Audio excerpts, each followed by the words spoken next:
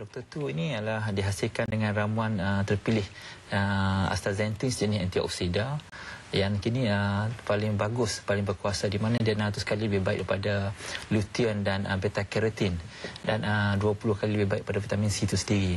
Dan kita mampu gabungkan dengan collagen, vitamin C, dan kita lain pada ramuan biasa yang kita dapat di pasaran, doktor gabungkan dengan lysine, sejenis amino asid esensial, itu amino asid penting yang tidak dihasilkan oleh badan, mesti kita ambil pada luar, dan lysine dengan arginin.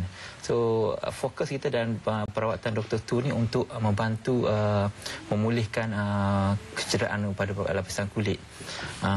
Kita dapat hasil pada 2 tahun Dr. Tu di pasaran. Kita dapat banyak testimoni pengguna-pengguna Dr. Tu yang mendapat manfaat daripada formulasi Dr. Tu ni. Antaranya yang mereka yang masalah jeragat, masalah jerawat, masalah kulit kusam, masalah pigmentation, juga masalah kedut. Ini mereka mendapat rawatan kebaikan pada Dr. Tu. Dan terkini dan tempoh setahun kita menemui testimoni untuk penyakit kulit kronik. Alhamdulillah, penyakit kulit kronik seperti psoriasis.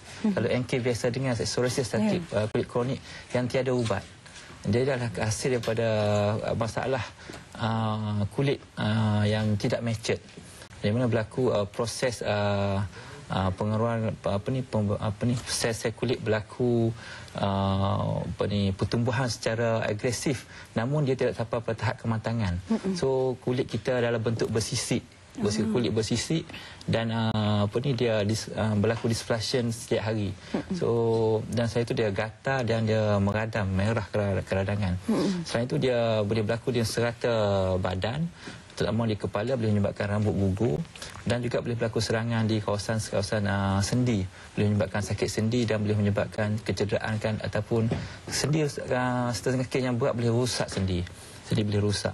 So kita dapat testimoni daripada pesakit psoriasis ni yang mengambil Dr. Tu, dan alhamdulillah kini 80% pesakit yang mengalami penyakit psoriasis ni mampu berada dalam keadaan remission. Maksudnya keadaan remission dan keadaan terkawal selepas menggunakan Dr. Tu dalam tempoh sebulan lebih ke atas.